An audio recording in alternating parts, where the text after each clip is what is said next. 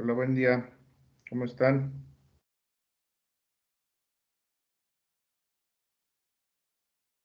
Hola, doctor, buenos días. Si ven mi presentación, tardó mucho en Sí, cargar. Traigo una internet muy lento, creo. ¿Ustedes cómo están? ya se ve, doctor Jim. Buenos días, ya se ve. Ok. Bueno, vamos a continuar. Pongo...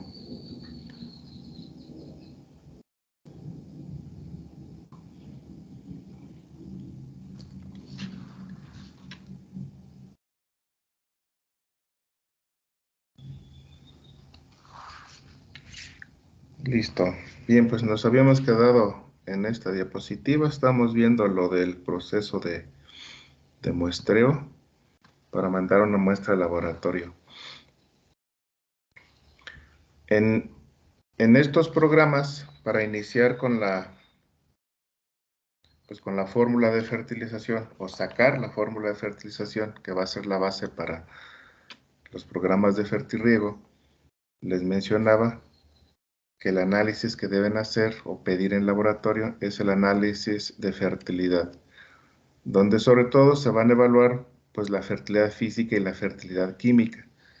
Aunque existe la fertilidad biológica, se puede desde luego complementar porque nos va a dar mucha información de la parte pues microbiológica de los microorganismos, pero normalmente para las fórmulas no participan o en el diseño de los programas de fertilización no consideramos la cantidad de microorganismos para definir una fórmula de fertilización. Ahí cuando haga falta o sospechemos de desequilibrios microbiológicos, pues existen tratamientos desde luego de poner microorganismos fijadores de nitrógeno, de poner micorrizas, de poner bacterias promotoras del crecimiento vegetal, que en general esas bacterias pues trabajan a nivel de raíz, a nivel de rizósfera. Existen actualmente pues ya paquetes en venta, diferentes empresas los venden, algunas instituciones también los tienen, conjuntos de microorganismos que normalmente incluye, cuando se habla de un complejo completo, incluye esos tres tipos de microorganismos. Los fijadores de nitrógeno, que son bacterias, las micorrizas, que son hongos, y otro conjunto de bacterias promotoras del crecimiento vegetal. Esos tres que tienen un efecto, desde luego, en la utilización de los nutrimentos. Hay un cuarto grupo de microorganismos que serían todos aquellos que están diseñados para atacar a otros microorganismos. Estamos hablando de los microorganismos benéficos que actúan en contra de microorganismos patógenos. También para los diferentes tipos de enfermedades existen los diferentes grupos de microorganismos benéficos que van a actuar inhibiendo el desarrollo de esos otros microorganismos patógenos. Un tratamiento completo en ese sentido sería entonces los cuatro grupos de microorganismos. Repito, fijadores de nitrógeno. Ahí hay varios, desde los que fijan simbiosis hasta los que fijan de vida libre. Incluso muchos del grupo de microorganismos del crecimiento vegetal, promotores del crecimiento vegetal, son microorganismos fijadores de nitrógeno de vida libre, parte de esos efectos. Decimos las micorrizas, decimos los antipatógenos. Pero ese tipo de microorganismos normalmente no los analizamos en un análisis normal de fertilidad como el que mandamos pedir al laboratorio. Es decir, el análisis que se llama análisis de fertilidad del suelo. Debería incluirse, por supuesto, pero normalmente ese tipo de análisis se piden en determinaciones especiales. En enfoques de producción sustentables como sistemas de producción orgánica, como sistemas que le llaman también de producción ecológica o sistemas de producción natural, que normalmente tienen como objetivo disminuir el uso, bueno, como principio, como objetivo de funcionamiento de esos sistemas, disminuir el uso de fertilizantes de síntesis química. Existen entonces esos estudios para ver cómo está la población microbiana y enfocar la aplicación de ese grupo de microorganismos que les acabo de mencionar. Pero eso todavía así montado de manera rutinaria en muchos laboratorios no está. En otros laboratorios que trabajan ese enfoque lo tienen, a veces no tan completo, a veces solamente una fracción, o tienes que solicitarlo como estudios especiales. Pero sí existen desde luego las técnicas.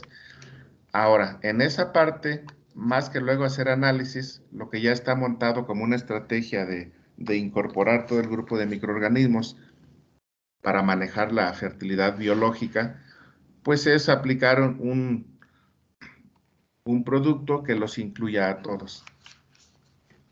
Cuando ustedes vayan a poner tratamientos de fertilización orgánica, es casi obligado aplicar ese grupo de microorganismos también para darle actividad biológica al suelo.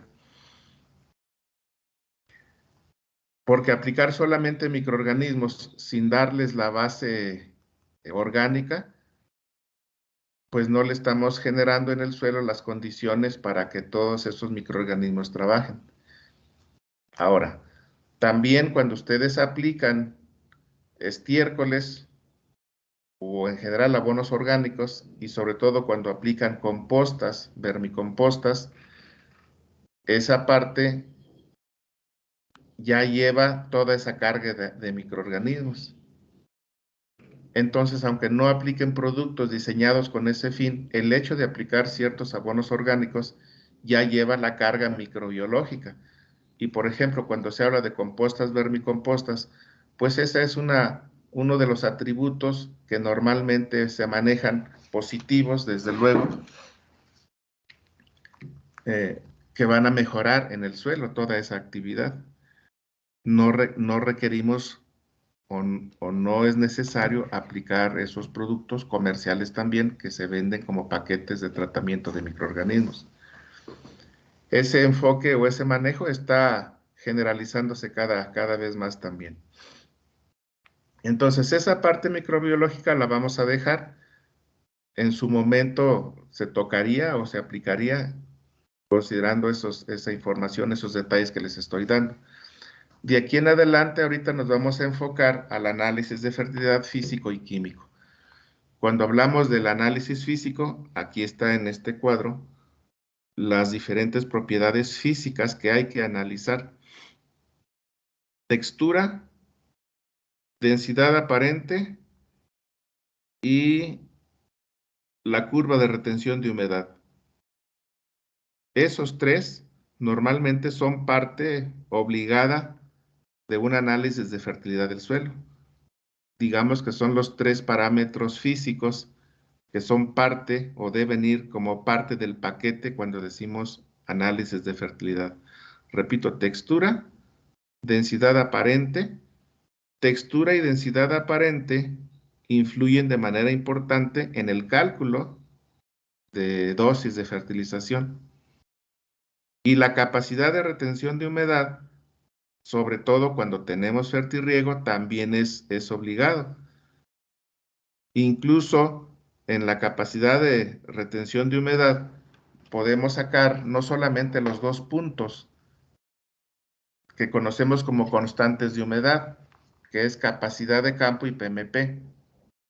También se puede sacar la curva completa de retención de humedad o la curva de liberación de humedad, donde se relacione la cantidad de agua almacenada y la fuerza con que está almacenada. Es decir, normalmente ahí se mide cuánta agua se libera a las diferentes tensiones. En la curva completa, que se obtiene desde 0 a 15 atmósferas negativas, porque son atmósferas de succión o de tensión, y podemos ver en la curva a las diferentes atmósferas, digamos, póngale de 1 en 1, bueno, 0, 1, 2, 3, 4, 5, hasta menos 15 atmósferas, y cuánta agua almacenada tienen. Esa es una información importante porque estaremos midiendo de manera más precisa la cantidad de agua disponible en función de tensión. Y como en la mayoría de los casos vamos a medir humedad con algún instrumento que mida tensión, es muy común utilizar los tensiómetros para corregir humedad, para ver si nos falta o estamos bien de humedad y calcular cuánta agua vamos a aplicar. Entonces ahí medimos tensiómetros, digo tensión con el tensiómetro, es decir, la fuerza con que está retenida, pero no sabemos cuánta agua hay. Simplemente nos dice si sí hay agua o no hay agua, qué tan libre o qué tan retenida está, pero no nos dice cuánta. Para poder relacionar esos valores de tensión con cantidad de agua, requerimos la curva de retención de humedad o la curva de liberación de humedad. Y esa es una curva específica para cada suelo. Así como cada suelo le determinamos los diferentes parámetros físicos y químicos, pues esta curva también es específica para cada suelo. Esos tres entonces. La textura, la densidad, vamos a ver más adelante cómo se utiliza. De hecho, ustedes ya han hecho este tipo de ejercicios. La densidad real, dependiendo de la granulometría, pues es prácticamente constante. La estructura, esa se obtiene directamente en campo, sobre todo cuando hacemos la descripción de perfiles de suelo. Yo les mencionaba a ustedes que, hablando de la caracterización completa del perfil del suelo, ese perfil que está en el predio a donde ustedes van a aplicar sus fórmulas de fertilización, conviene que hagan la descripción típica, la descripción del perfil típico de ese predio.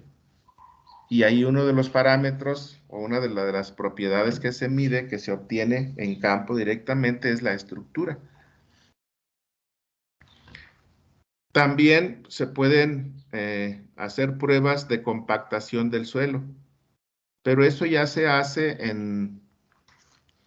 directamente en campo. Hay varias maneras de hacer pruebas de compactación.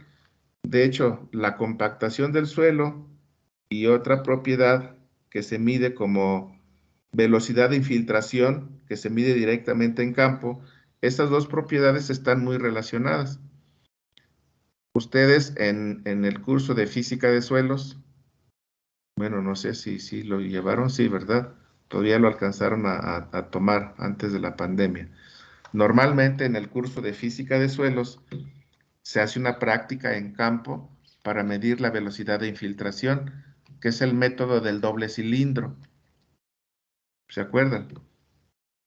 Con ese método lo que se mide es qué tan rápido infiltra el agua o qué tan lento infiltra el agua.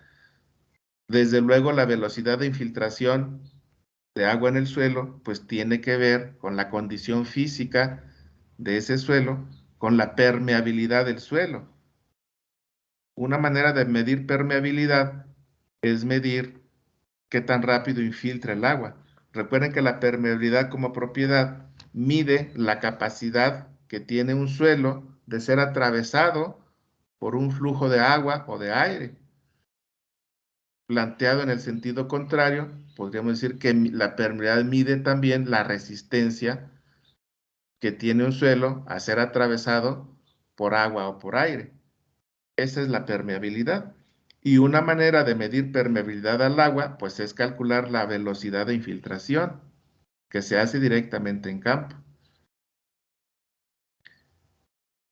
Para medir el aire, en el suelo, o más bien la concentración de oxígeno en el suelo, que sería lo que nos interesa cuando estamos midiendo permeabilidad al aire.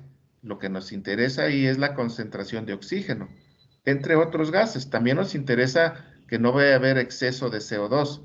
Nos interesa concentraciones bajas de CO2 y concentraciones altas de oxígeno, porque eso implica un suelo bien aireado. Eso implica que es un suelo que no tiene problemas de intercambio gaseoso entre la atmósfera exterior y la atmósfera del suelo o del sustrato. La atmósfera del suelo o del sustrato, pues es medir la composición del aire del suelo. Y los dos elementos que nos interesan es oxígeno y CO2. Para todos estos procesos del crecimiento y desarrollo de las plantas, medimos con frecuencia cantidad de oxígeno en la atmósfera del suelo.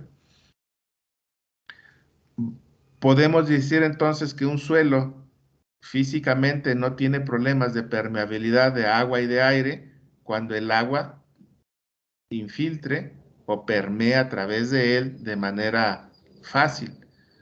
Podemos decir que un suelo no tiene problemas de permeabilidad a los gases cuando la concentración de gases de la atmósfera del suelo sea similar a la concentración de gases de la atmósfera exterior. Y podemos monitorear entonces oxígeno. Yo ya les platicaba en el curso pasado, cuando vimos sistemas de cultivo, cuando vimos hidroponía, que desde hace algunos años estoy con trabajos de oxigenación en el medio radical, que es una manera de medir permeabilidad. Pero esas propiedades ya se miden en estudios especiales. La conductividad hidráulica a flujo saturado, que seguramente también la hicieron en el laboratorio en el curso de física de suelos con el doctor Cristóbal. Ahí se hace esa práctica. Y si no, cuando llevan drenaje agrícola, recuerden ustedes que para establecer un sistema de drenaje y calcular la profundidad de los drenes y la distancia entre drenes, entre otras propiedades, una determinante que incluso alimenta ahí las ecuaciones del cálculo de espaciamiento y profundidad de drenes, una de las propiedades que alimenta a esos modelos, a esas ecuaciones, es la conductividad hidráulica. Esa se saca en laboratorio. Digamos, son determinaciones especiales. La velocidad de infiltración son determinaciones especiales. La compactación del suelo son determinaciones especiales. Si van a pedir densidad real en una muestra de suelo, son determinaciones especiales, pero son parte de las propiedades físicas que nos pueden apoyar, que nos pueden servir en la medida que uno va conociendo más al suelo. Que no basta, en muchos casos, solamente a quedarnos con textura, con densidad aparente y con las constantes de humedad, que sería cuánta agua hay a capacidad de campo, cuánta agua hay a PMP. Esas tres determinaciones son con frecuencia parte de las rutinas normales del análisis de fertilidad. Es decir, cuando ustedes piden el análisis de fertilidad, no tienen que indicarles a los laboratorios parámetro por parámetro. Ya son parte de un paquete. Y quizás solamente para estar seguros de qué propiedades les van a medir, pues ustedes, cuando no conozcan todas esas propiedades que miden en un laboratorio, pues pueden preguntar qué parámetros físicos, qué parámetros químicos incluye el análisis completo de fertilidad. Pero les digo, normalmente incluye estas tres propiedades. Hay algunos laboratorios que no incluyen nada de agua, solamente textura y densidad aparente. Y todas las demás, pues mucho menos. Pero en un conocimiento mayor de propiedades físicas, todas estas son las propiedades que ustedes tendrían que conocer del suelo en particular que van a estar trabajando. Si el laboratorio no les da esas propiedades de textura, por ejemplo, a nivel de clase textural, donde incluso les reporta el porcentaje de cada una de las partículas, ustedes pueden sacar al tacto textura. Por lo menos en gruesa, media y fina. Textura al tacto.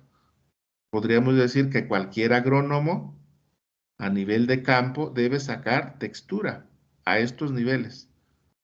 No vamos a pedir que saquen porcentajes de cada una de las partículas al tacto, aunque hay quienes se atreven a hasta dar porcentajes. Pero bueno, eso es demasiado. Pero sí saber si es una textura gruesa, media o fina. Ya saben que si es una textura gruesa, dominan las arenas. Si es una textura fina, dominan las arcillas. Si es una textura media, quiere decir que es un suelo franco. Quiere decir que tiene una combinación de todas las partículas entre gruesas, finas y medias. Y al tacto se puede determinar. Esta propiedad, pues entonces, sobre todo los de suelos, la han practicado muchas veces cuando describen todos los perfiles del suelo. Y todos los demás, de los que están ahorita en este curso, pues supongo que en algún momento dado, cuando describieron perfiles, siempre una de las propiedades que sacamos en campo es textura al tacto. Es decir, que aunque un análisis de fertilidad no tuviera la clase textural exacta, determinada por alguno de los métodos con que se saca textura, con que la obtengamos al campo, es suficiente para utilizarla en los cálculos, en las fórmulas de fertilización. Y también, cuando ustedes conocen el suelo y saben que claramente es un suelo arenoso, porque ustedes hicieron la textura al tacto, y cuando manden al laboratorio su muestra y luego vean los resultados de qué textura les están indicando, ustedes ya tienen elementos para correlacionar si lo que ustedes saben que hay en campo corresponde a lo que les está dando el laboratorio. Eso pasa con frecuencia, de que mandan muestras al laboratorio, vienen los resultados están mal y no los detectamos porque no tenemos ese cuidado de involucrarnos muchas veces en conocer directamente al suelo. Es el caso de la textura. Cuando ustedes mandan una muestra al laboratorio ya deben de saber si es una textura gruesa, media o fina, porque eso se saca al tacto. Y cuando venga el resultado, si ustedes saben que era una textura fina que mandaron, ya saben que la textura que viene va a ser fina. Lo único que va a variar ahí, pues hay varias clases texturales que corresponden al grupo de textura fina, sacado al tacto. Y lo que van a conocer son los porcentajes ya de las partículas, pero deben corresponder con lo que ustedes ya sabían. Ese tipo de detalles con frecuencia que pueden saberse fácilmente, la gente, el técnico, no se aplica y le confía todo a la salida del laboratorio.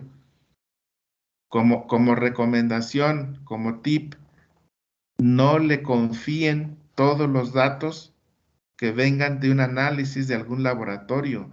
Duden de esa información en primera instancia. Eso quiere decir que cuando recibimos esos análisis de laboratorio, hay que preguntarnos, hay que cuestionarnos si sí estarán bien o no estarán bien. Y tenemos elementos para juzgar, ¿sí?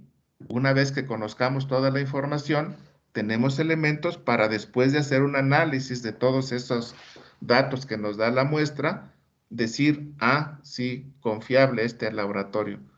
Todos los parámetros que me está dando son confiables. Eso quiere decir que ustedes tienen las escalas ya de variación entre qué punto, entre qué valores deben andar los diferentes parámetros. Y cuando ustedes conocen a priori, antes del análisis de laboratorio, algunas propiedades, ya más o menos saben por dónde van a andar los valores que salgan de la muestra que mandaron al laboratorio. Es decir, empiezan a establecer ustedes relaciones, correlaciones entre lo que saben y lo que esperan en valores analíticos de esa muestra que mandaron al laboratorio. Otro punto, además, entre algunas propiedades de esas que están en la muestra, pues obviamente hay relaciones directas positivas o relaciones directas negativas. Eso es claro, porque el conocimiento que ustedes tienen de las propiedades del suelo, ya saben ustedes si una cierta propiedad le sale con un valor alto, qué otras propiedades deben salir también con valores altos. Si una propiedad le sale con valores altos, ya deben de saber qué otras propiedades tienen que tener valores bajos, porque eso es lo normal entre esas propiedades. Eso es parte de lo que vamos a estar platicando acá. Y también deben saber entre qué propiedades de suelo, sean valores altos o bajos, no afectan, ¿sí?, o no tienen relación sobre otras propiedades. Quiere decir que con esas otras propiedades pudieran ser valores bajos, valores altos o medios, independientemente de cómo estuvieran otras. Eso es parte de lo que a mí me interesa que ustedes afinen. Y es parte de lo que vamos a analizar, del análisis que vamos a establecer entre esas propiedades en este apartado que estamos viendo. Para que cuando ustedes terminen de hacer la interpretación y consideren esa información para generar su fórmula de fertilización, no haya ninguna duda de que ustedes están tomando los datos de manera correcta, que están partiendo de un análisis que ustedes ya ahora ya no dudan, ya lo consideran correcto. Porque si después de todo este proceso de análisis de la muestra, de los parámetros de la muestra, ustedes concluyen que esa muestra trae muchas contradicciones en los diferentes parámetros que les indica el reporte del análisis de salida del laboratorio, pues entonces es muy sencillo. Simplemente decimos, no puedo hacer un análisis, no puedo dar una fórmula de fertilización para este suelo porque los análisis no son confiables. Los análisis están mal. Pero eso ya lo decimos al final. Por eso les estoy planteando que de entrada ustedes duden siempre de si los valores que les están dando están bien. Tienen, desde luego ustedes, todos ustedes, esa capacidad o deben de tenerla. Por eso, de aquí en adelante, en este capítulo, pues están resumidos los valores de las diferentes propiedades para que ustedes tengan elementos para saber si los análisis están bien, son confiables o no son confiables, es decir, están mal y por lo tanto, pues no puedo utilizarlos para seguir adelante en este proceso de cálculo de fórmulas de fertilización. La densidad aparente, aquí está una tabla donde muestra diferentes valores para diferentes características o tipos de suelo. Estas escalas, pues están ahí, están para que ustedes, pues poco a poco las integren, que como en su mente, para actuar cuando estén trabajando con este tipo de problemas. ¿Se acuerdan que yo les he mencionado que finalmente en cualquier campo, en este que ahorita nos ocupa, pues necesitamos una serie de datos, una serie de parámetros, una serie de escalas para poder analizar, para poder juzgar si si el dato que estamos viendo es confiable o no es confiable. Para el caso de la densidad aparente, pues aquí hay diferentes valores para ciertos tipos de suelo o suelos con ciertas características. El rango de variación normal, En un suelo, pues anda de 1.1 a 1.6. Ya saben que la densidad promedio de un suelo es de 1.2 a 1.3. Por eso aquí pongo 1.25. Y rápidamente, si usted ve una muestra de suelo y tiene densidad entre 1.2 a 1.3, inmediatamente ustedes dicen densidad promedio. ¿Y eso qué quiere decir? Que es un suelo normal, que no es un suelo arenoso, que no es un suelo típicamente arcilloso, que es un suelo de texturas medias y que no tiene problemas de compactación, que no tiene problemas de aireación, simplemente por el puro valor de la densidad aparente, ya podemos empezar a inferir si ese suelo está bien o está mal. Si es un suelo de cenizas volcánicas, derivado de cenizas volcánicas, ya saben que su densidad es menor de 1. Los de suelos ya saben que la densidad típica de un andosol, ¿de cuánto es? ¿Sí? Está alrededor de 0.8, de 0.8 a 0.84, 0.81, 0.82, 0.83. Es la densidad típica de un andosol. Ya saben que un suelo compactado, independientemente de su textura, su densidad aparente es más de 1.5. Pero si fuera un suelo típicamente arenoso, aunque no esté compactado, su densidad puede ser mayor a 1.5. Aquí está indicado, más de 1.4. Ahí podríamos confundirnos. Un suelo arcilloso, ustedes saben que nunca tendrá una densidad mayor a 1.3, a menos que esté compactado. Si están viendo que es un suelo arcilloso y tiene una densidad mayor a 1.3, entonces probablemente quien explica ese valor de densidad alto es porque tiene un cierto grado de compactación. Vean entonces cómo la densidad aparente nos puede dar información de otras características del suelo. Y nos sirve también para ir interpretando si el valor que nos dieron es congruente, el valor que nos dieron en el análisis es congruente con otras propiedades, con otras características que yo conozco de ese suelo. En otras palabras, cuando reciban los análisis, insisto, no los acepten ya como verdades, porque me he tocado incluso con especialistas en suelo, que les dan los análisis y dicen, no, pues aquí está el análisis de laboratorio, sobre ese baso yo mis cálculos, porque por eso mandé a hacer análisis. Pues sí, pero a ver el conjunto de análisis, inmediatamente salen las contradicciones y tú no las estás detectando y te estás comiendo esos errores de laboratorio. Recuerden que la gente que está en laboratorio son técnicos de laboratorio. Muchos de ellos no conocen o tienen muy poca relación con el campo. Ellos son buenos aplicando metodologías, pero no pueden juzgar muchas veces, como ustedes o nosotros los que somos agrónomos, la lógica del dato. Claro que hay gente de laboratorio que a través del tiempo adquiere también esa pericia,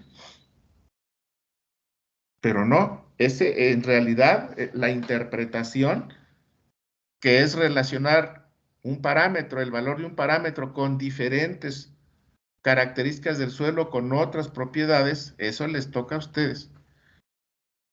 Vean entonces también, ahorita estamos con esta parte. ¿Esto qué quiere decir?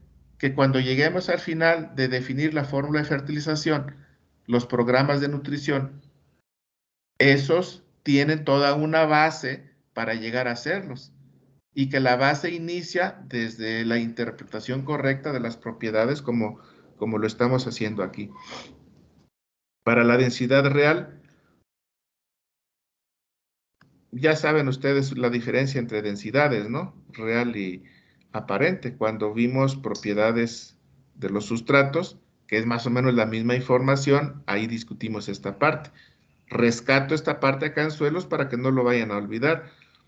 Los valores promedio, vean ustedes, igual, de un suelo de 2.6 a 2.7. Ya ven que siempre usamos el valor promedio 2.65 para suelos minerales y sobre todo suelos con qué características mineralógicas, donde las arenas, los limos y las arcillas están compuestos por aluminosilicatos.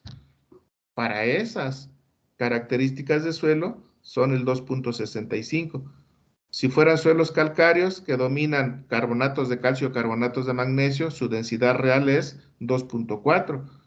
Si fuera pura materia orgánica, 2.5. Si fuera un horizonte de suelo rico en materia orgánica, pero también conserva la fracción mineral de ese suelo, la densidad real es hasta alrededor de 2. Ahí entonces, dependiendo de la naturaleza del suelo, también ustedes ya pueden esperar por dónde anda la densidad real. Recuerden que la densidad real excluye todos los espacios de poros, todos los vacíos, no están considerados. El peso que estamos considerando acá, los gramos de la densidad real sobre el volumen que ocupan, en este caso gramos por centímetro, que es lo mismo tonelada por metro cúbico, o que es lo mismo gramo por mililitro. Es lo mismo. También ahí no se confundan. Hago énfasis porque a pesar de que les menciono que no debería haber, sobre todo en ustedes, de los de suelos y también los de fitos y los de ortis, estas combinaciones, estas dudas en las combinaciones de 20 unidades, a veces por ahí empiezan los detalles de confusión. Si ya tienen densidad aparente y densidad real, pueden calcular porosidad. Esto aplica de hecho, esta formulita está hecha para suelos. Ustedes pónganle que la densidad real incluso la pueden estimar por la naturaleza del material. No es muy variable, es más o menos constante. Conociendo la naturaleza del material, ustedes pueden asignarle un valor de densidad real. La única variable, en realidad, o la única propiedad que sí hay que medir porque es muy variable es la densidad aparente. Conociendo densidad aparente, proponiendo densidad real si no la tienen porque no la midieron, pueden calcular porosidad con esta formulita. Aquí lo importante también de todo el espacio de poros, ya ven que habíamos visto que un suelo, su porosidad promedio es del 50%. Lo importante es relacionar porosidad promedio con tipo de poros o cantidad de poros, macroporos, mesoporos o microporos. Los mesoporos o poros capilares son los poros medios. Aquí están las dimensiones por diámetro. Más de 50 micrómetros, entre 0.2 y 50 y menos de 0.2 para que pasemos de poros grandes o macroporos a poros medios a poros finos. También no olvidar que los macroporos es para la aireación del suelo, para el agua gravitacional, aunque partimos de sustrato o suelo saturado, todo el agua que se va, todo el agua que drena, está, ¿sí? O estaba en los macroporos. También los macroporos, ¿para qué sirve? Para la distribución de las raíces. Ese espacio de poros que yo veo, más bien, esa porosidad que yo estimo, ya verla o no verla es relativa, porque hay poros gruesos, poros finos. Los poros grandes sí puedo verlos. Por ejemplo, ustedes ven una arena y pueden ver los poros. Están viendo los macroporos, porque ya los poros capilares y los microporos ya no los vemos, ¿eh? Bueno, algunos de ustedes que están con vista de águila todavía, pues a lo mejor los ven. Y luego cuando ya estoy en capacidad de campo, todos los poros que están llenos de agua son poros medios y poros finos. Cuando estoy a PMP, ¿sí? O el agua que está entre capacidad de campo y PMP, está en este rango de poros, entre 0.2 a 50 micras. Cuando ya llego a PMP, ¿sí? Ahí sigue habiendo agua, pero el agua que queda retenida en el suelo a tensiones mayores a las 15 atmósferas o en valor negativo a tensiones menores a menos 15 atmósferas, porque menos 16, menos 17, menos 18 Estoy con una tensión menor a 15 atmósferas, valores negativos. Bueno, esa humedad que queda ahí, pues está en los poros menores a estas dimensiones. Esa agua no es disponible. También en los poros medios hay agua disponible. Aquí sigue habiendo espacio para el crecimiento de raíces y sobre todo raíces finas, porque las gruesas están acá en los macroporos. Las finas, las por donde se da la mayor absorción de agua y de manera importante, la absorción nutrimental. Son los microporos llenos de raicillas finas o las raicillas finas distribuidas dentro de los microporos y los pelos absorbentes. Porque algunos poros muy pequeños, menores a estas dimensiones, aunque tengan agua, es agua fuertemente absorbida y ya ni siquiera hay exploración radical dentro de esos microporos. Ya no tienen una función de, de distribución de raíces. Pueden tener agua, pero es agua no disponible. Existe un aparatito para medir compactación, que es el penetrómetro. De estos, sobre todo para cultivo, pues en invernadero, en campo, donde traemos fertirriego, es una manera de estimar si tenemos problemas de compactación o no. Es muy práctico este aparato. Vean, aquí está arriba, trae instalado un manómetro, perdón, sí, un manómetro para medir la resistencia a la penetración. Entonces, esta es una varilla metálica con puntas cónicas y entonces ustedes aplican presión para introducir la varilla a la profundidad que ustedes quieran.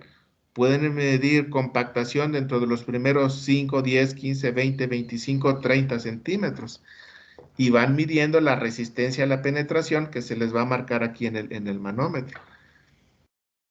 Pueden tratar de introducir esta varilla metálica a 40, 50 centímetros.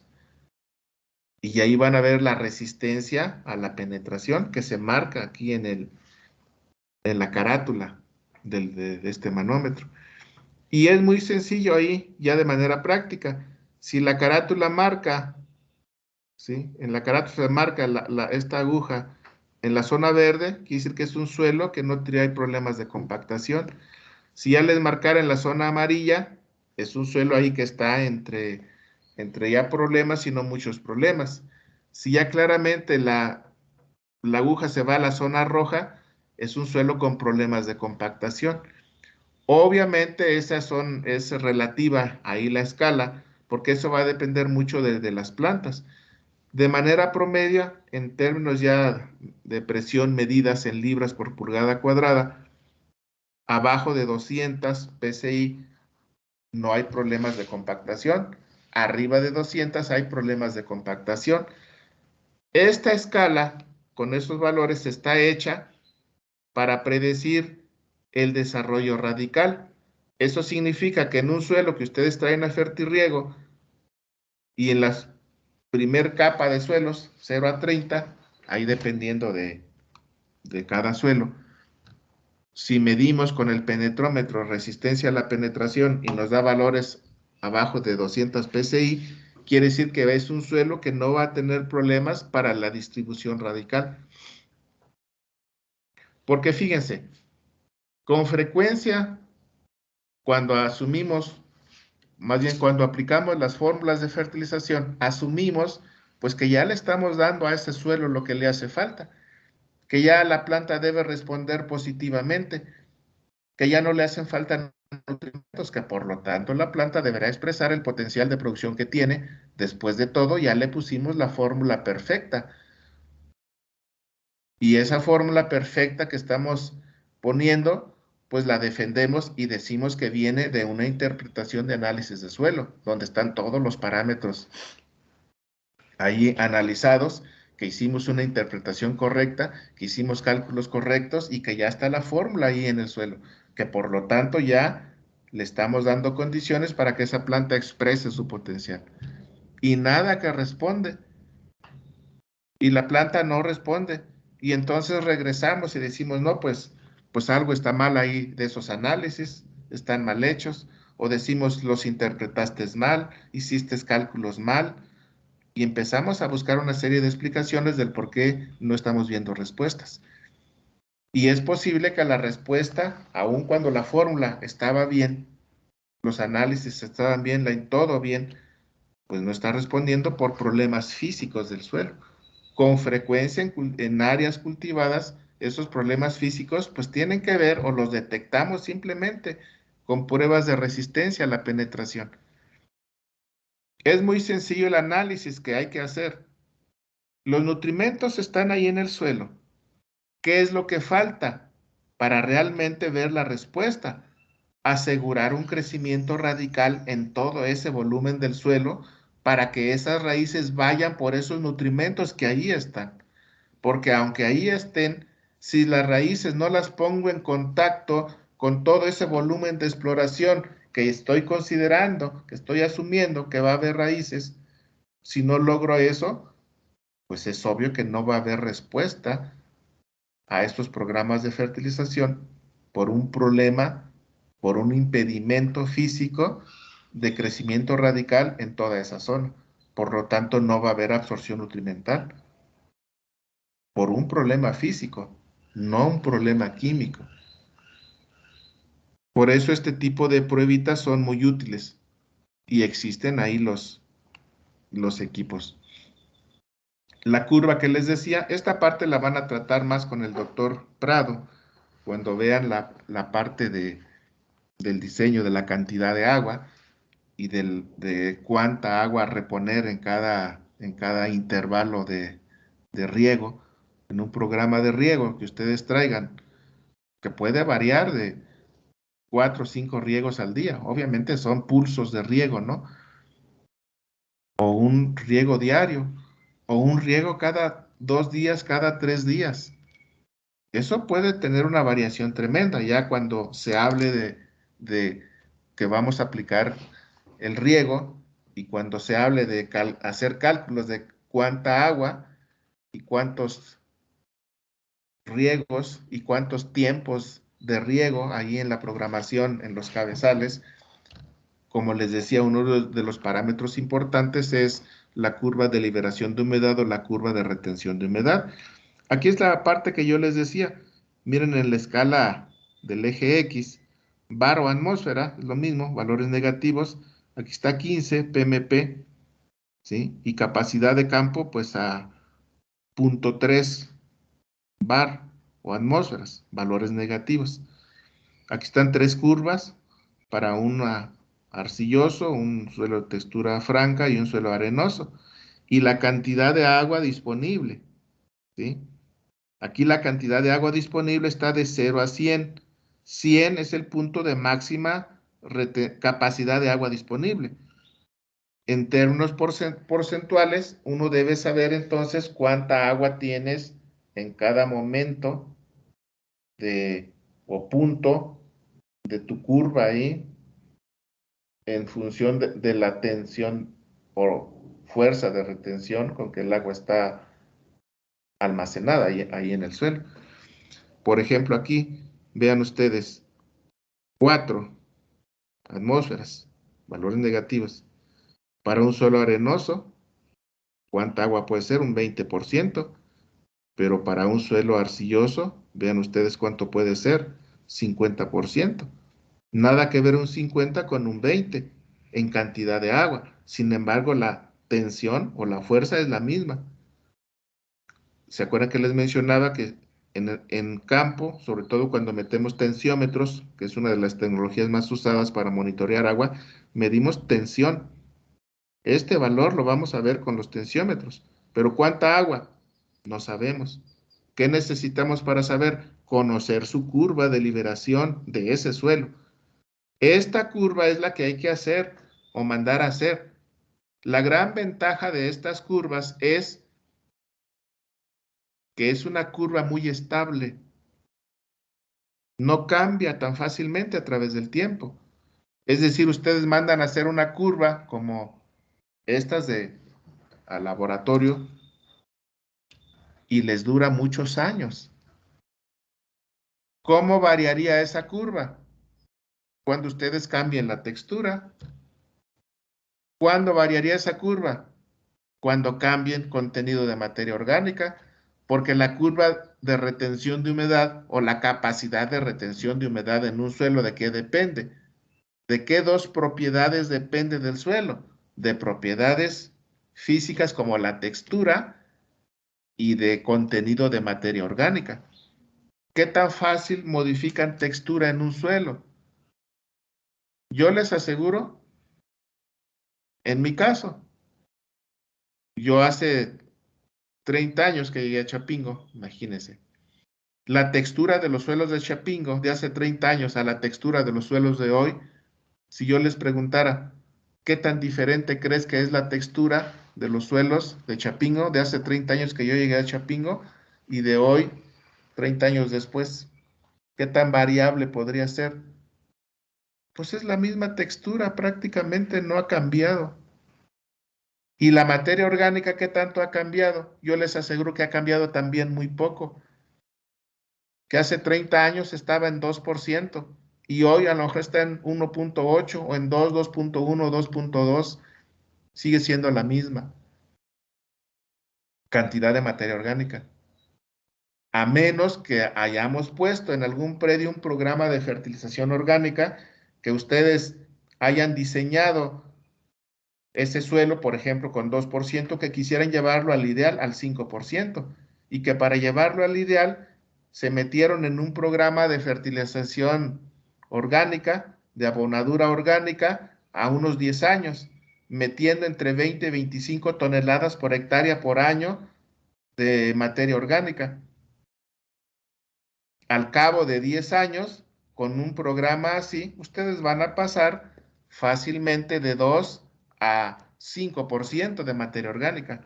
Ahí sí, si yo le hago la curva de retención de humedad a ese suelo, ahora con 5% de materia, la textura sigue siendo la misma. Eso se los aseguro. O si hubiera variación, no es significativa. En términos prácticos decimos es la misma. La materia orgánica no. Esa sí pudo haber cambiado en un programa así de fertilización orgánica. Y eso sí me va a modificar mi curva de retención de humedad. Pero eso es después de muchos años. Así rápidamente, para algunos que a lo mejor no han dimensionado bien cuál es la situación. Pasar de 2% a 5% de materia orgánica es pasar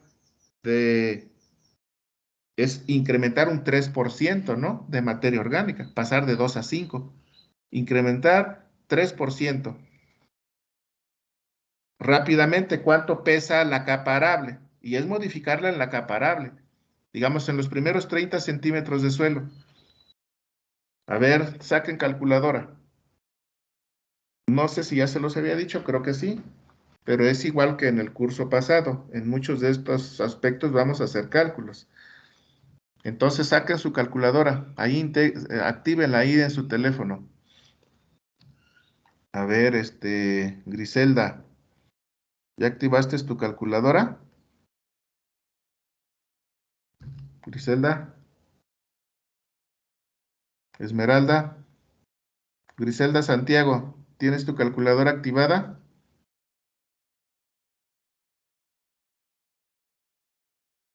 Saúl, ¿tienes tu calculadora activada? Saúl Flores Pérez. Sí, profe. A ver, haz el siguiente cálculo. ¿Te acuerdas cómo calcular el peso de suelo de una capa arable? ¿Qué multiplicas o más bien cómo la calculas? ¿Qué consideramos para los 30 centímetros de suelo? Superficie, ¿cuántos metros cuadrados tiene una hectárea? 10,000. A ver, multiplica 10,000 por ¿cuánto de profundidad? 30 centímetros. 10,000 por 0.3. El cálculo lo hacemos en metros. 10,000 por 0.3. Y luego la densidad aparente, ¿Te acuerdas cuál es la densidad aparente promedio de un suelo, Saúl? 1.25. 1.25. Calcula 10,000 por 0.3 por 1.25. ¿Cuánto es? 3.750. Ok. 3,750. ¿Eso qué es? 3,750, ¿qué? Toneladas, doctor. Toneladas por hectárea. Ahora, ¿cuánto le incrementamos de materia orgánica? El 3%, porque pasamos de 2 a 5%. ¿Cuánto es de materia orgánica, Saúl? El 3%. ¿Cuál es el 3% de 3,750? 1.125.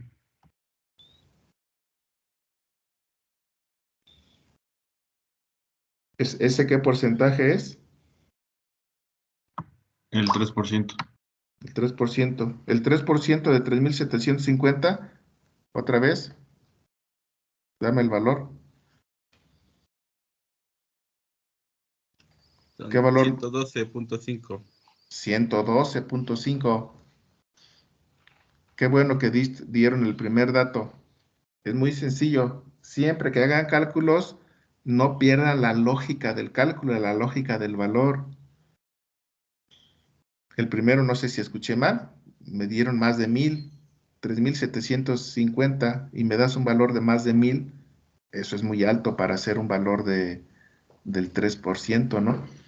Entonces, ya razonando, 112 toneladas de materia orgánica. Y cuando decimos materia orgánica del suelo, nos referimos al humus, ya una materia transformada. ¿Sí? Ahora, son 112 toneladas que hay más de humus en ese suelo. Después de ese programa de fertilización orgánica, de haberlo pasado en varios años, ya en unos 5 a 10 años, dependiendo, en 10 años, dependiendo de la dosis de abonadura orgánica que traigas, si pasas un suelo de 2 a 5% de materia orgánica del suelo, de humus, pues. Entonces, esas 112 toneladas de humus, para formarlas, la pregunta ahora sería, ¿cuánto debí aplicar de un estiércol? ¿Qué dato necesitamos para hacer el cálculo? Hay un dato importante que debemos saber de cualquier abono orgánico para yo predecir cuánta materia orgánica se va a formar al aplicar ese abono orgánico. Aquí no se me confundan. Si yo digo abono orgánico, alguien puede decir, eso es materia orgánica. Sí, esa es materia orgánica. Pero cuando hablamos de un análisis de suelo y digo materia orgánica, no me refiero a materia orgánica como estiércol o como composta, como vermicomposta. Me refiero a materia orgánica del suelo. Me refiero a las fracciones humificadas. Ahí no se confundan. Entonces, para calcular la cantidad de abono orgánico que se va a transformar o cuánta materia orgánica del suelo va a dar, necesito conocer el coeficiente de humificación.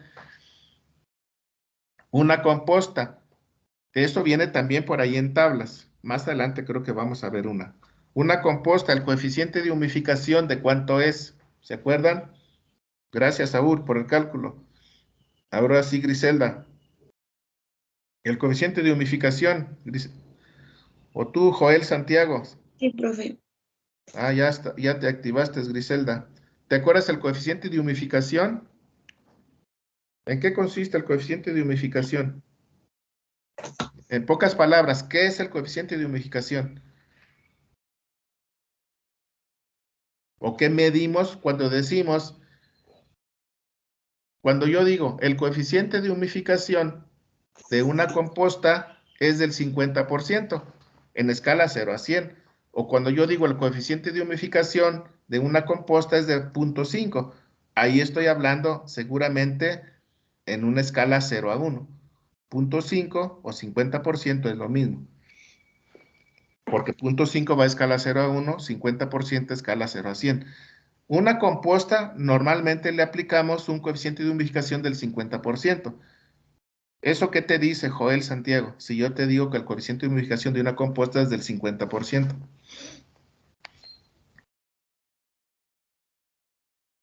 Joel Santiago, ¿no estás activo? Sí, profe. A ver, contéstame. Es la capacidad de la materia orgánica de convertirse en, En humus. perdón, de Sí, la está materia, bien. De un abono orgánico, de convertirse en humus. En este caso, la capacidad, ¿sí?, de formar humus de la composta. Si yo te digo que el coeficiente es de 50%, entonces, ¿qué quiere decir? Pues que una tonelada de composta, ¿cuánto humus te forma? Si su coeficiente de humidificación serían es 500 kilos de materia orgánica. correcto, muy bien, Joel Santiago, 500 kilos. Entonces, imagínate que vas a meter, que tú quieres formar 112 toneladas de humus en el suelo, para pasar ese suelo de 2% a 5% de materia orgánica. Ocupas formar 112 toneladas de humus. ¿Cuántas toneladas de composta debes meter? Si tiene un coeficiente de humidificación del Serían 50%. 224. 224 toneladas de composta por hectárea. Y ahora la pregunta sería, ¿en cuánto tiempo tú puedes meter en un suelo para que sea manejable esa abonadura orgánica? ¿Podrás meter 224 toneladas de composta en un ciclo y luego sembrar? ¿O en 2 ciclos y sembrar y que tú digas que eso va a estar bien? ¿Qué te dice la lógica ya del manejo? ¿Sí se Yo podrá o creo no que se podrá? sería en 2 ciclos. En 2 ciclos. O sea, Sí. 112 por ciclo. Ajá. ¿Los demás qué dicen? ¿Será posible?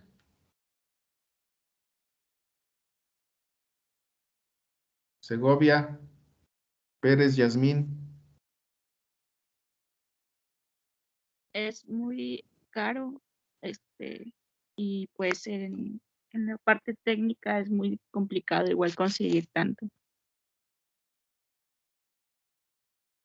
Muy bien. Fuiste tú, ¿verdad? Castillo García, la que contestó. Sí, Sí, es correcto tu razonamiento. De entrada sería muy caro. ¿Cuánto vale una tonelada de composta? Entre 1,500 a 2,000 pesos. Ahí dependiendo del tipo de composta. O sea que échenle el puro costo de fertilización orgánica por composta. ¿Cuánto sería? Prácticamente inviable. Ese es un punto. Ahora ponle que la pudieras manejar. Ahora viene otro problema en la composta. Una buena composta, ¿cuánto traería de materia de nitrógeno, por ejemplo?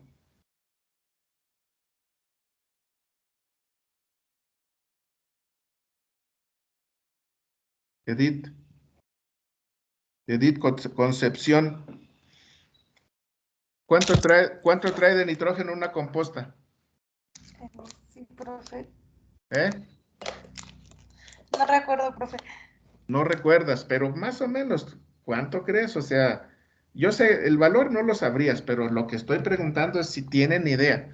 Porque miren, ahorita lo que estamos haciendo es un claro ejemplo de lo que ya les dije, que realmente yo no les estoy enseñando nada nuevo. En dado caso, si estamos viendo algo nuevo, ¿qué es?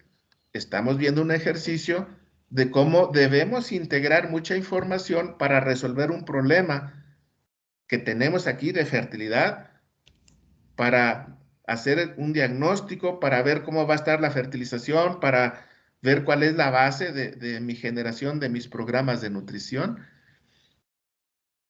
Y yo les dije, realmente este curso es integrar lo que ya saben. Eso puede ser lo nuevo. que estamos viendo, porque podemos meternos en todo lo que implique de propiedades físicas y químicas y de cálculo en esas propiedades para resolver un problema, por ejemplo, como este que estoy viendo, incluso de agua. Fíjense, todo esto nació por un problema de agua. Por saber cuánta agua había o cuánta agua hay más o menos en un suelo que tiene diferente capacidad de retención de humedad. Y el ejemplo salió de comparar si era variable o no era variable la cantidad de agua en un suelo X. Les puse el ejemplo del suelo de Chapingo, que ya les dije en textura, les aseguro desde hace 30 años que yo llegué a Chapingo y la textura de hoy sigue siendo la misma en ese suelo. Porque esa es una propiedad que es muy estable a través del tiempo. La textura que tiene un suelo ahorita, cualquier suelo que ustedes tengan, esa no se modificó, no se transformó, no se dio en un cambio de años, incluso de algunas décadas. Aunque puede cambiar, pero es un cambio lento. Recuerden que las características que tiene un suelo ahorita en cualquier punto, ese suelo que ustedes van a analizar, ese suelo de su abuelito, para el cual están haciendo el análisis de todas sus propiedades. Las propiedades que tiene ese suelo es el resultado de los diferentes procesos que han estado actuando en ese suelo, en muchos casos a través de cientos o incluso miles de años. Es el caso de la textura. Es muy estable. Y luego dijimos, lo que sí puede cambiar es la materia orgánica. Y como ejemplo puse esa materia orgánica promedio que tiene ese suelo de Chapingo, 2%, y yo quiero llevarlo al ideal. Eso me pediría cualquiera de ustedes que está con un enfoque de producción orgánica. Me diría, oiga, profe, ¿y qué le parece si le recuperamos a este suelo a 5% la materia orgánica, que es un suelo ideal? Perfecto, vamos a hacerlo. Y cuando le recuperemos el 5% a ese suelo ideal, y yo comparo mi curva de liberación de humedad de hace 30 años a hoy, cuando haga esa corrección a ese problema, por ese cambio sí espero una modificación muy importante en la curva de retención de humedad. De ahí nació esto que estamos discutiendo, para que no se me pierdan. Y entonces era pasar de 2 a 3 a 5%, 3 de diferencia. Ya hicimos el cálculo. Eso implica cálculos promedios, 112 toneladas de humus. Y ya hicimos el cálculo con un estiércol, con una composta, con un coeficiente de humificación del 50%. Ocupamos 220 tantas toneladas de composta. Y ahora viene la pregunta lógica que hay que hacernos. ¿Eso es posible? Ya Miriam nos dijo que no. De entrada por costos, lo cual es correcto. Imagínense que fuera una buena composta, 2,000 pesos por tonelada. 224. Imagínense casi, 450,000 pesos. Y ya ven lo que puede costar recuperarle a un suelo materia orgánica usando una composta a 2,000 pesos tonelada. 450,000 pesos por hectárea. Y la recupera, claro que sí. Habrá que ver en qué tiempo. Dígale eso a un productor. ¿Se acuerda que yo siempre hago, con todo el respeto de nuestros productores, a veces hasta medio, podría interpretarse, hasta como que medio ridiculizo algunos aspectos, pero es con todo el respeto. Digamos a la parcela de don Panchito, o a la parcela de don Francisco. Si yo digo don Panchito, ¿en quién piensas? Segovia Pérez Yasmín. Y si yo digo don Francisco, simplemente por decir don Panchito, don Francisco, ¿piensas diferente del productor? No lo conoces. Estás imaginándote a ese productor. Si yo digo don Panchito o digo don Francisco, ¿te viene a la mente el mismo productor?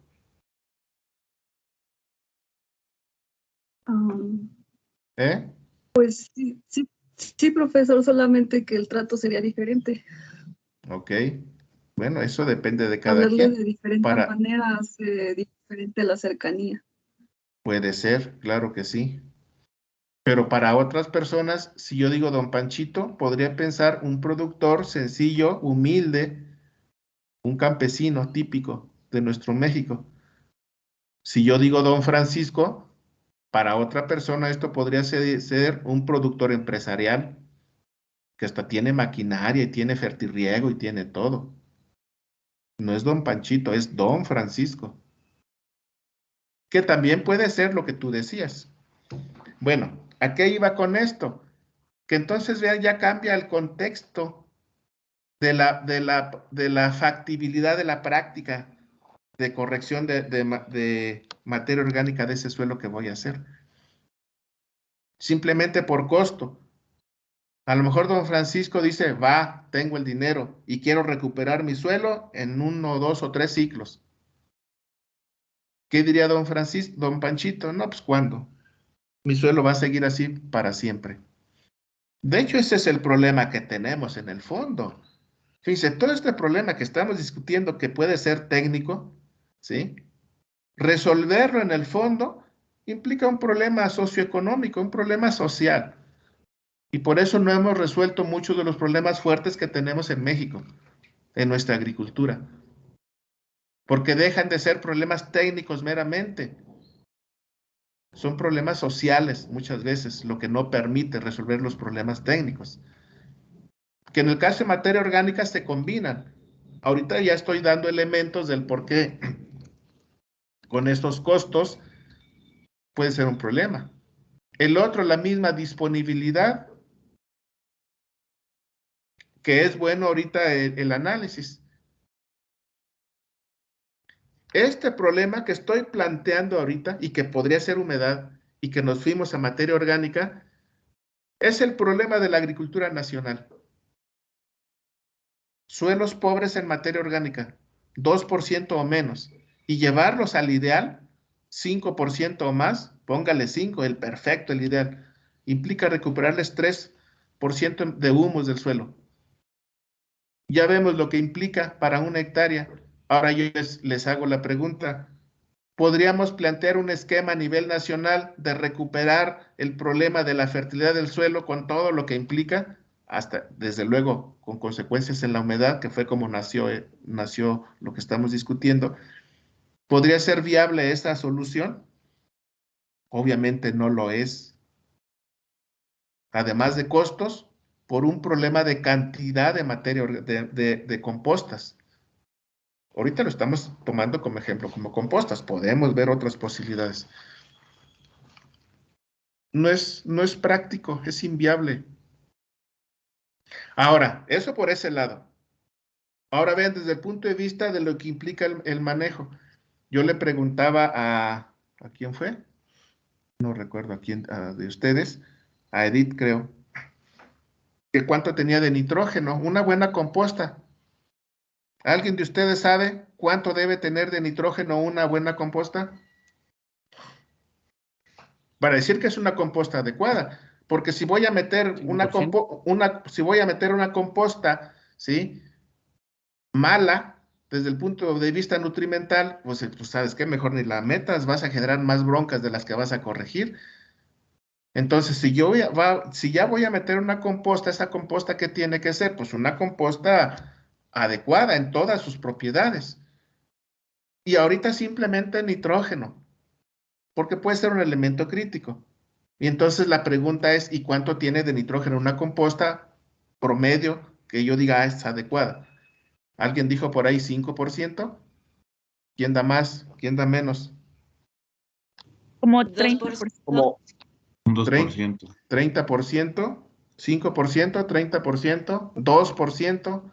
¿Quién dijo 2%? de 2 a, ¿De de 2 2 a a? 4%, yo creo. De 1 a 2.5. 1.5.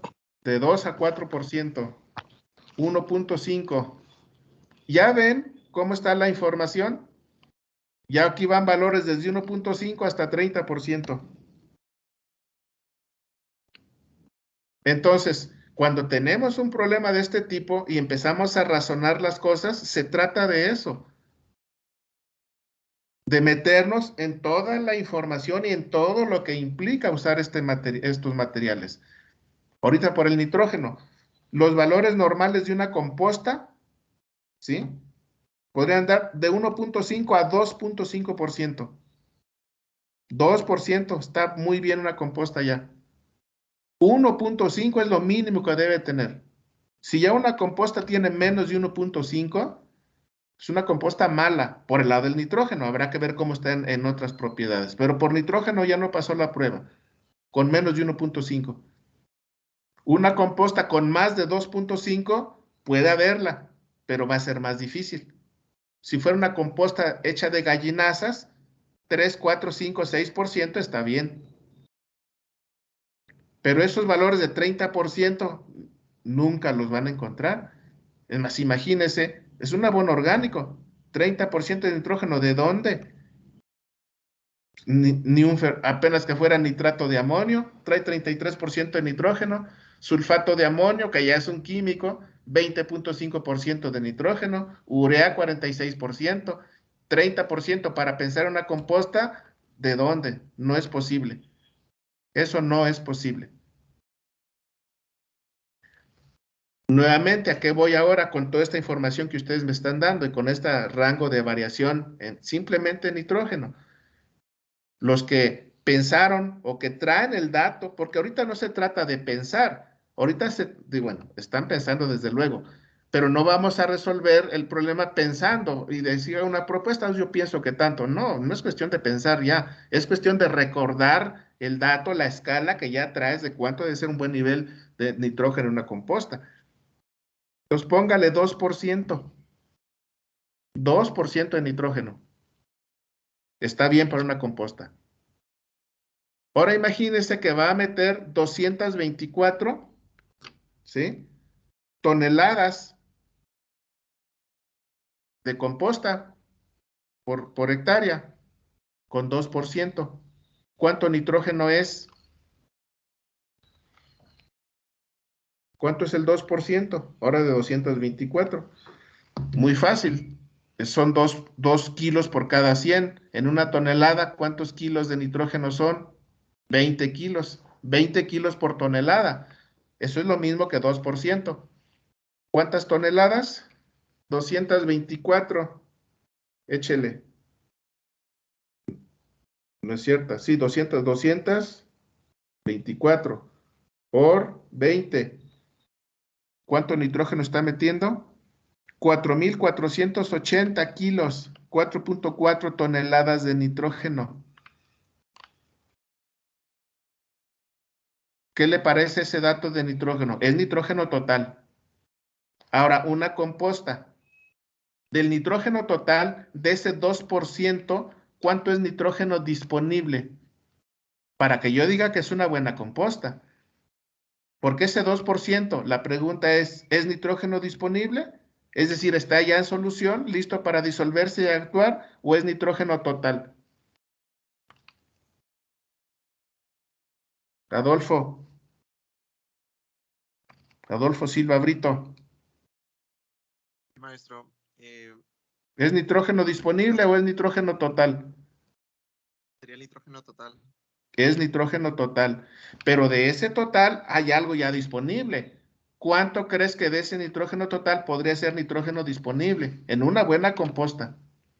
Es decir, nitrógeno disponible para el caso que nos ocupa es nitrógeno que se va a liberar en el siguiente ciclo. Ahí te la puedo valer, porque si es nitrógeno disponible, hablando de un fertilizante, sería el nitrógeno soluble, el de ese momento. Si hablamos de un abono orgánico y digo nitrógeno disponible, el nitrógeno que esté soluble en ese momento, ¿sí? Sería el nitrógeno que en ese momento está disponible. Pero para un abono orgánico yo lo considero como nitrógeno disponible el que me va a liberar durante el primer ciclo. Porque para eso estoy haciendo la fertilización o abonadura orgánica, para que me aporte nitrógeno en ese ciclo. Entonces tú mismo, Adolfo, ¿podrías proponer un valor de nitrógeno disponible? Es decir, de esos 20 kilos de nitrógeno por tonelada que trae, asumiendo un 2% de nitrógeno total, de esos 20 kilos de nitrógeno total, ¿cuánto crees que estaría disponible en una composta? Unos 10 kilos. El 50% es mucho, es menos todavía. Sí podría haber compostas que lo trajeran, ¿eh? Por ejemplo, una composta de gallinazas, probablemente ese sí se mineralice más. Pero no, es demasiado el 50%. Es menos. Profe, ¿Sí? ¿está relacionado con la relación carbono-nitrógeno de la composta? Sí, tiene que ver eso también, claro que sí. Desde luego que sí influye, y sobre todo con este concepto que te estoy diciendo de cuánto va a estar disponible en el primer ciclo. Pero no llega al 50%, es mucho. Sí podría llegar en algunos casos, pero es menor.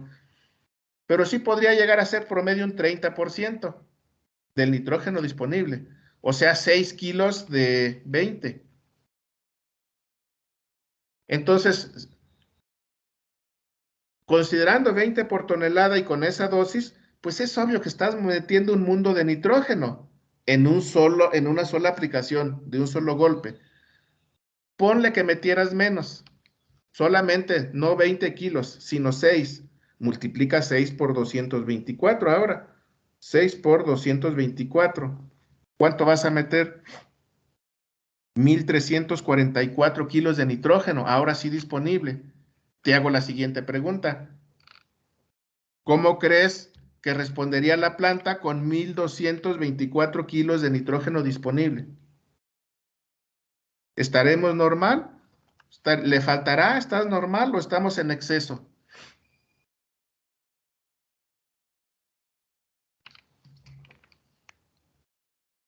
Ya mucho, ¿no? Es mucho. Es mucho. ¿Eso qué quiere decir entonces? Que un problema de recuperación de materia orgánica como este que estamos mencionando, que nació por incrementar el nivel de humedad, ¿sí?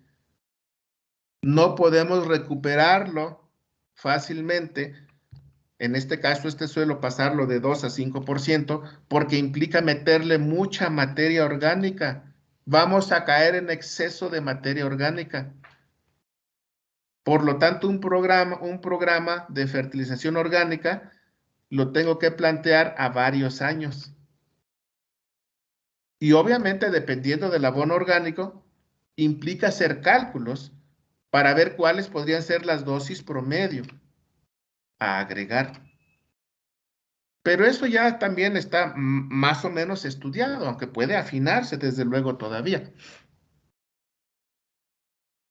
Por ejemplo, cuando ustedes vayan a meter abonos orgánicos, estiércoles, sin descomponer, estiércoles que vienen de establos ricos nutrimentalmente, para que no caigas en exceso y alcancen a transformarse de manera óptima en el suelo, tú puedes meter máximo de 40 a 50 toneladas de estiércol por hectárea.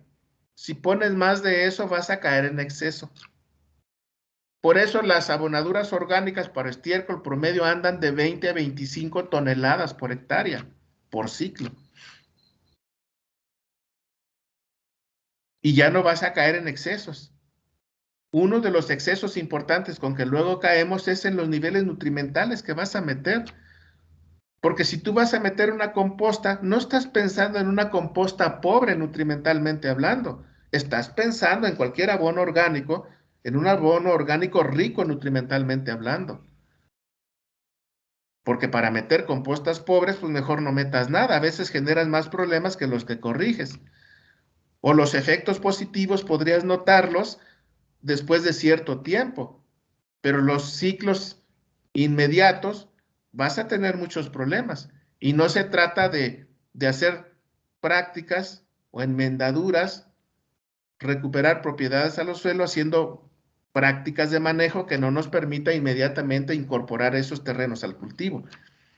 Es decir, las prácticas de manera cotidiana que hacemos para mejorar la producción son prácticas que en el mismo momento, en el mismo ciclo, deben verse los efectos positivos. Entonces, vean, es imposible meter esos niveles de materia orgánica. Bueno, de estercoladura o abonos orgánicos para recuperar materia orgánica. Por eso nos vamos a varios ciclos. Si esas 224 toneladas las divides en 10 años, ¿cuántas toneladas por año? Ahí están tus 10 años para meter 25 toneladas. Tus 8, 9, 10 años para meter de 20 a 25 toneladas por hectárea por año. ¿Eso qué significa? Que recuperar un suelo en materia orgánica de 3 a 5%, aun cuando yo pueda recuperarlo más rápidamente, si nada más quiero lograr ese efecto, realmente es un programa de incorporación gradual porque tengo que considerar el equilibrio en ese sitio del resto de las propiedades de ese suelo que se modifican por hacer uso de las aplicaciones de abonos orgánicos. Y en ese tiempo ya mejoramos materia orgánica. Ahora, en invernadero, cuando ustedes van a hacer estas prácticas, tengan cuidado, porque hay límites. Porque si hacemos cálculos directos, claro que nos dice con cuánta materia orgánica yo puedo mejorar una propiedad, como esta que estoy hablando. Pero ya en tiempo, físicamente, la logística de cada operación no permite a veces modificar tan rápidamente algunas propiedades.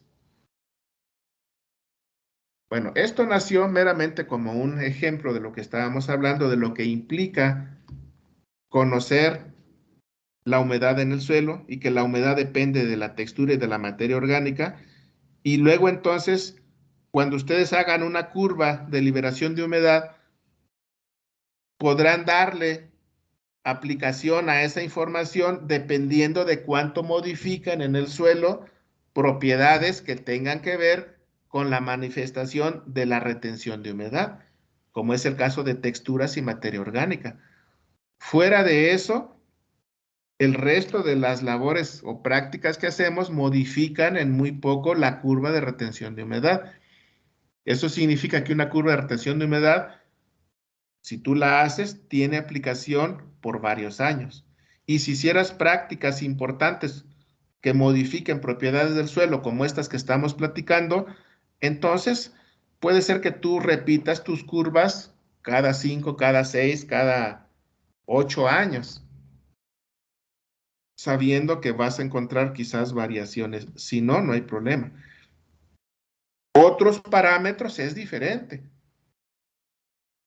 Así como ahorita puse el ejemplo de materia orgánica, si el ejemplo yo lo hubiera hecho con nitrógeno disponible, incluso ese ahorita tienes el análisis, tienes sus valores y en un mes probablemente tengas una condición completamente diferente a la que tenías hace un mes atrás. Si yo hablara de nitrógeno. Si yo hablara de fósforo o potasio o calcio o magnesio, el panorama cambia. ¿Qué implica para ustedes entonces la interpretación de todos estos resultados? Para poder saber, para poder predecir cuál va a ser su comportamiento a lo largo del tiempo. ¿Qué tienen que conocer? La dinámica de cada nutrimento, de cada elemento en tu sistema. ¿Y esto qué implica que conozcas? Fertilidad de suelos. Eso significa que para la interpretación de toda esta base de análisis, ustedes deben tener conceptos muy sólidos de otros cursos, otro conocimiento. Recuerden, aquí vamos a utilizar, vamos a aplicar, ¿sí? A manejar, a hacer práctico, a utilizar en estos programas de fertirriego que vamos a establecer la información que tú ya tienes atrás. Lo que ya sabes de todo hacia atrás.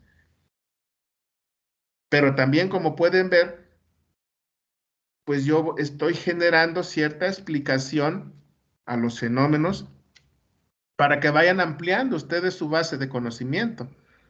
Porque yo entiendo que es difícil que todo esto que estamos aplicando lo traigan al dedo, al día, para ya aplicarlo. Ya no tendrían ustedes por qué estar tomando fertirriego, si ya lo están manejando.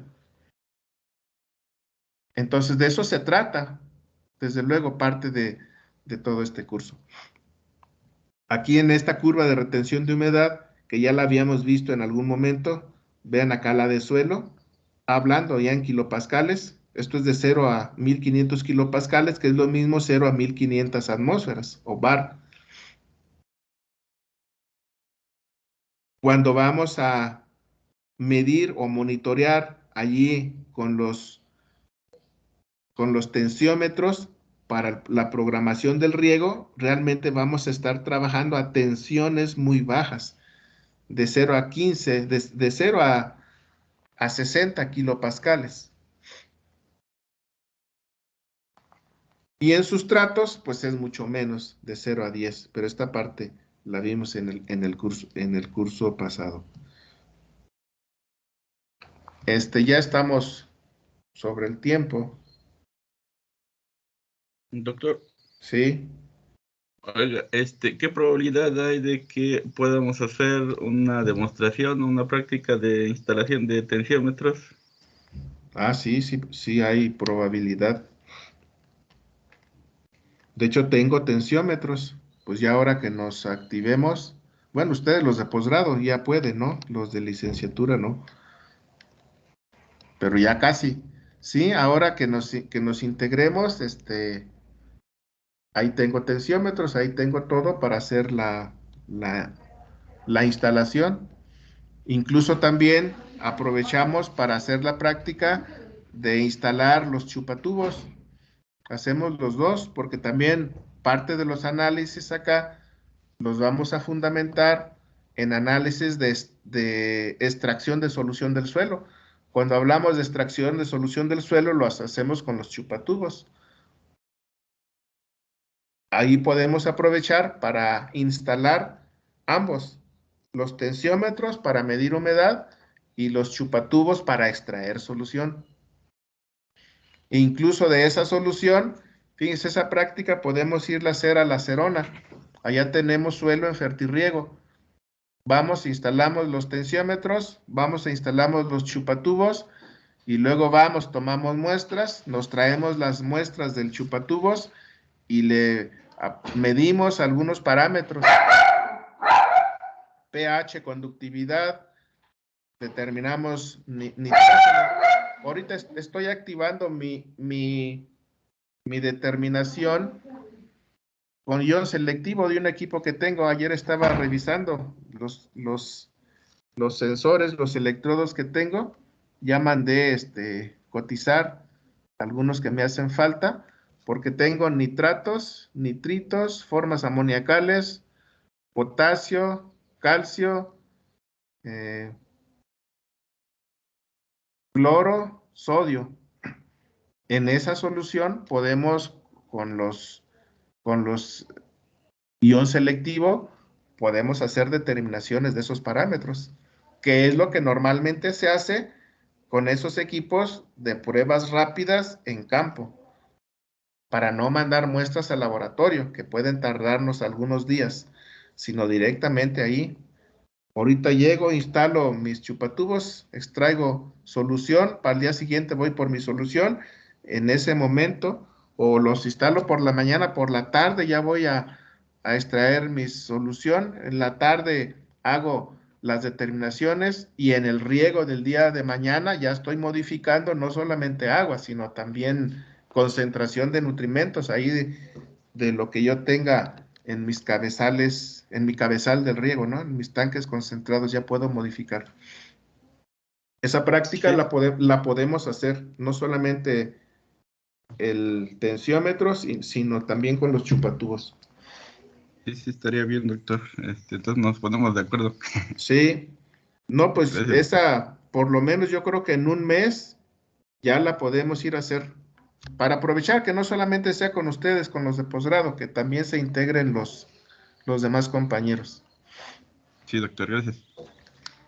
Bueno, pues ahí la dejamos y nos vemos mañana, igual 7:30, ¿sale? Gracias, doctor. Hasta luego. Sí, está bien, De doctor. acuerdo, Tenga profe. buen día. Cuídense. Buen día, profe. Ya. Hasta mañana. Hasta mañana.